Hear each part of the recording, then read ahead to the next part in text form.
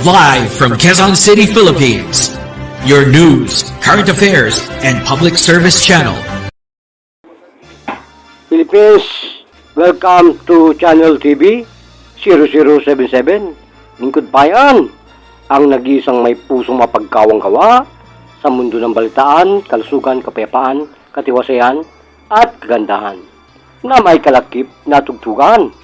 Mga kababayan, malapit na pong maghiwalay ang taon ng ating pong henerasyon 2025 at bukas po ay 2026. Paalam 2025 at salubungin po natin ang bagong taon na may pagmamahal, pagpapatawad at may pusong dalisay sa pakikipagkapwa-tao, lalo na po sa ating napakabuting Ama sa langit, ang Diyos na makapangyarihan na nagbibigay po ng kagalingan, kapayapaan, katiwasayan at kasayahan at kagandahan na rin sa ating pong kapanahunan po ng 2026.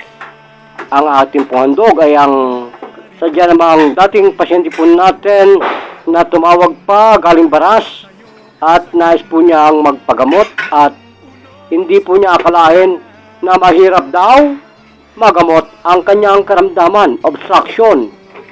Mga babayan, marami pong tinatawag natin na complication ng puso, lalo na po kung tayo po may mga hyperacidity na napakahirap po minsan gamutin yan.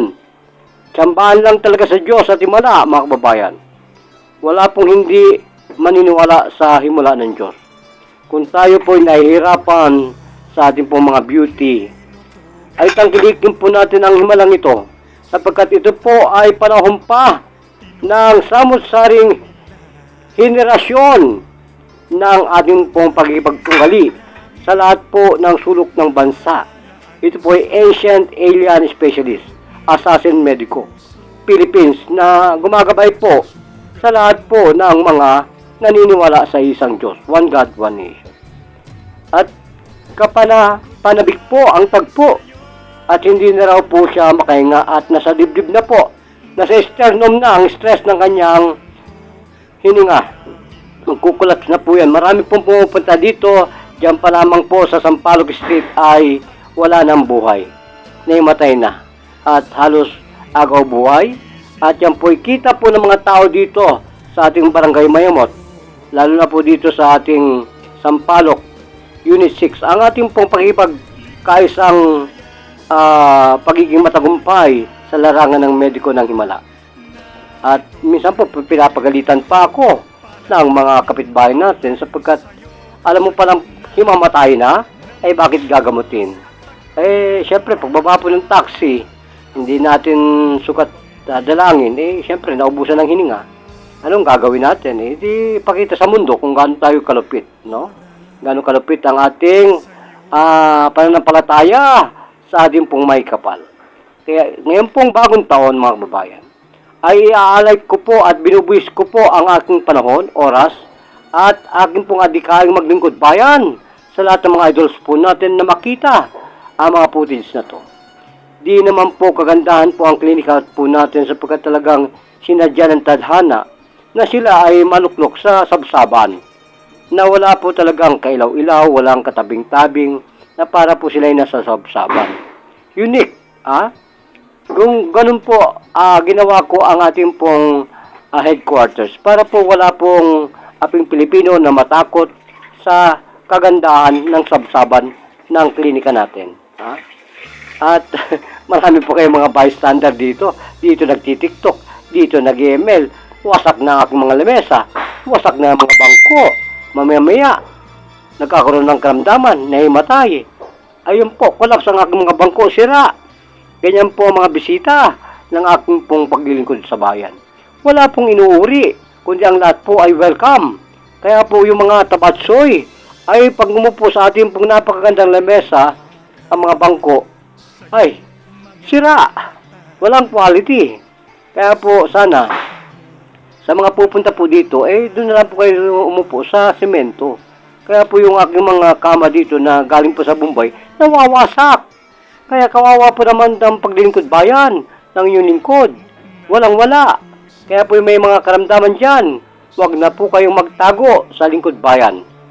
Yan po ang ating adikaing makatulong at tungayan po natin ang patutuon ni Mang Jobel ng Baras.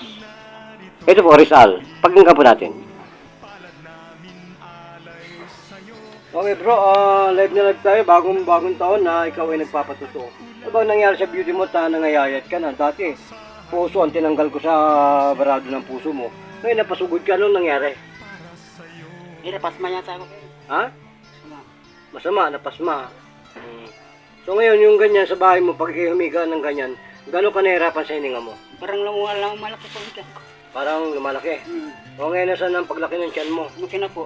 Alang iya ka, parang mo nang pinatay sarili mo. Alam mo naman may magician kang kumpare, nakalimot ka. Ha? Huwag kang makakalimot. Okay, ilang minuto ka na nakahiga dyan? Sa bahay, isang minuto lang. Minsan wala. Kaya ako pa lang. Oo. Hindi na ako makahinga eh. Okay, sige. Dito, Tagalan mo pa para makita ng mga sambayanan kung paano tayo nagpapagaling ng mga obstruction ng puso, emphysema, asthma. Mga idol ko, para may share tayo sa Facebook. Ha? Komando po yan, assassin, medico. Baka gusto niyo mabulag din kayo sa sobrang pagod sa gamutan. Huwag naman.